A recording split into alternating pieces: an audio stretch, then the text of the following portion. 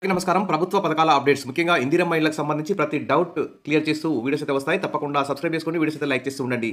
ఇక వివరాలకెళ్తే లక్షలాది మంది ఆశావాహులందరూ తెలంగాణలో ఇందిరమ్మ ఇళ్ల కోసం ఎదురు చూస్తున్నారు. ప్రభుత్వం అదిగో ఇందిరమ్మ ఇల్లు, ఇదిగో ఇందిరమ్మ ఇల్లు, అదిగో ఇందిరమ్మ కమిటీలు, ఇదిగో ఇందిరమ్మ కమిటీలు అంటూ కాలయాపన చేస్తున్నాయి. దాదాపు ఇప్పటివరకు మొదటి సంవత్సరంలో 4,50,000 ఇల్లు కట్టిస్తామని చెప్పారు. ఇప్పటివరకు 2 లక్షల మందికి లోపే ఇందిరమ్మ ఇళ్ల మంజూరు పత్రాలు ఇచ్చారు. ఇంకా 2,50,000 మందికి ఇందిరమ్మ ఇళ్ల మంజూరు పత్రాలు ఫైనల్ లిస్టు పెట్టాల్సి ఉంది. మరి ఎప్పుడు పెడతారో ఏమో అని చాలా మంది ఎదురు చూస్తున్నారు.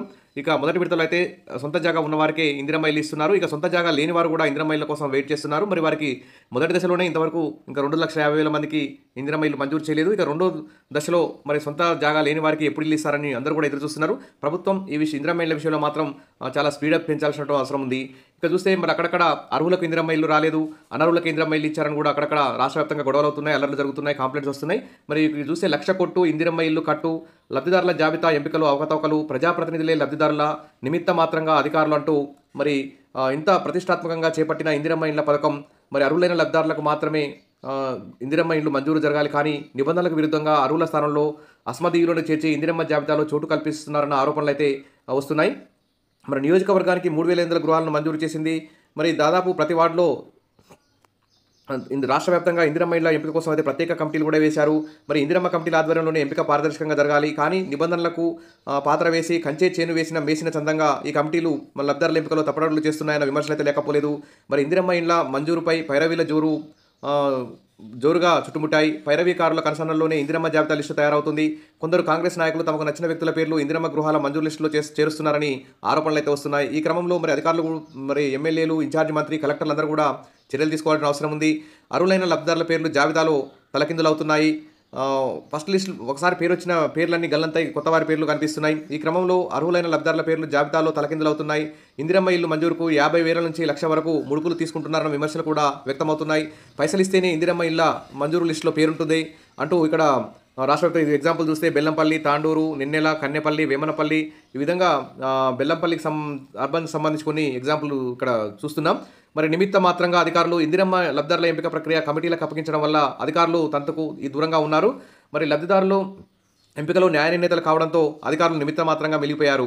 ఇందిరమ్మ ఇళ్ల ఎంపికలో కొందరు అధికార పార్టీ నాయకులు ఇందిరమ్మ ఇళ్ల జాబితాలో అవకతవకలకు పాల్పడుతున్నారు. ఈ విషయాన్ని అధికారులు గమనించి ఏమీ చేయలేకపోతున్నారు. అధికార పార్టీ నాయకులు కాబట్టి జాబితా తయారీలో తప్పులు దొరికినా అధికారులు చప్పుడు చేయట్లేదు. మరి అధికారం పలుకుబడి మరి వల్ల మరి జాబితా తయారీలో తప్పులు దొరికిన అధికారులు అయితే సపోర్ట్ చేస్తలేరు. మరి జాబితా తయారీ నేపథ్యంలో 4 పైసలు వెనకేసుకోవడానికే మరి అధికార పార్టీ నాయకులు ప్రదర్శిస్తున్నారని చెప్పేసి ఇక్కడ ఎదురుచూస్తున్నారు. మరి లీడర్లే లబ్ధిదారులు. మొదటి విడతగా మంజూరైన ఇందిరమ్మ ఇళ్లలో పేదలకు అరకొరగా ఇల్లు మంజూరవుతున్నాయి. సన్యాసుల జోలెలను గుంజుకున్నట్లు లబ్ధిదారులను కాలదని వారి ఇళ్లను ప్రతి వార్డులో మాజీ ప్రజాప్రతినిధులు కూలగొట్టడంపై దుమారం లేచింది.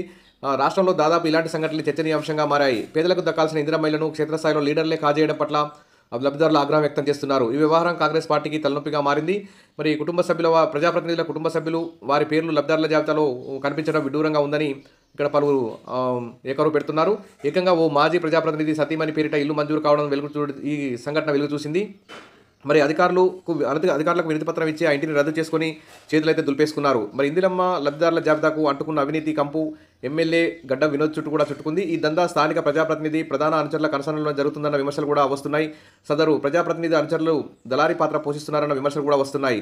మరి ఈ విధంగా అధికార పార్టీ నాయకులు గ్రీన్ సిగ్నల్ ఇచ్చిన వారికే ఇందిరమ్మ ఇల్లు మంజూరు చేస్తున్నారని చెప్పేసి రాష్ట్ర వ్యాప్తంగా అక్కడక్కడ ఇలాంటి అవకతవకలు అయితే జరుగుతున్నట్టు తెలుస్తుంది. దీని మీద అధికారులు, ఎమ్మెల్యే గారు, ఇన్ఛార్జ్ మంత్రి, కలెక్టర్, ఈ విధంగా గృహ నిర్మాణ శాఖ మరి ఒక ప్రత్యేక చర్యలు చేపట్టి వీటన్నిటిని కూడా పరిష్కారం చేయాలని చెప్పేసి, వీటన్నిటికీ ఒక టోల్ ఫ్రీ నెంబర్ కూడా విడుదల చేయాలని చెప్పేసి అందరూ కూడా డిమాండ్ చేస్తున్నారు.